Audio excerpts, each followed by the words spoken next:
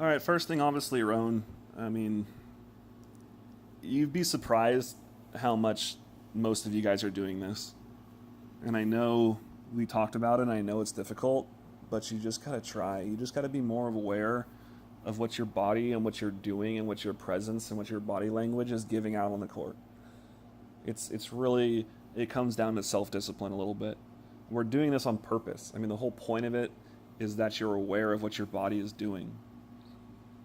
All right, so I mean, I know we haven't been enforcing it as much, but you gotta start making an effort.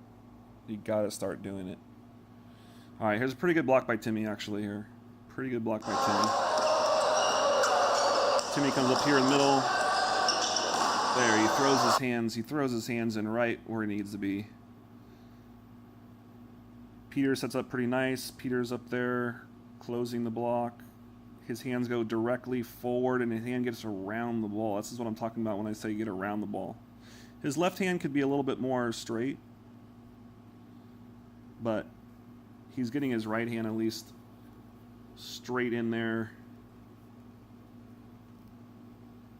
Straight around the ball there. See, instead of his hands doing this and his fingers facing that way, so the ball goes that way and then just ricochets,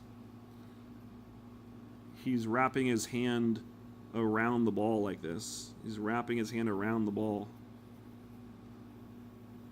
So that way his hand is wrapped around so it can bring it back into the court and down. Back into the court and down. His left hand is a little bit suspect, but his right hand at least is filling, which is the whole point of this drill, is to fill the ball.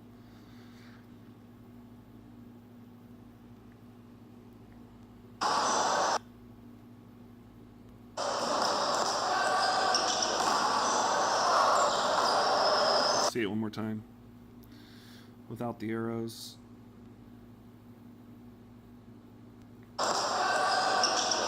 Good.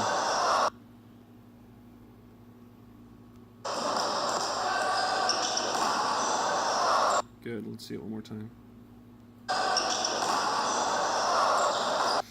Let's look at Gavin really quick on the left side.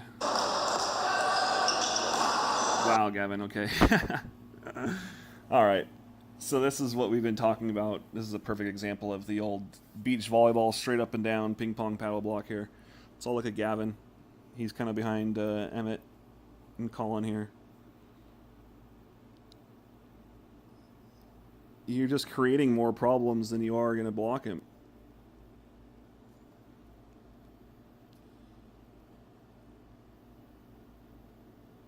Too vertical, too vertical, too vertical, too vertical. Way too close together.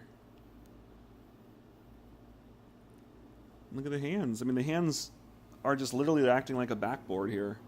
The ball just gets hit here.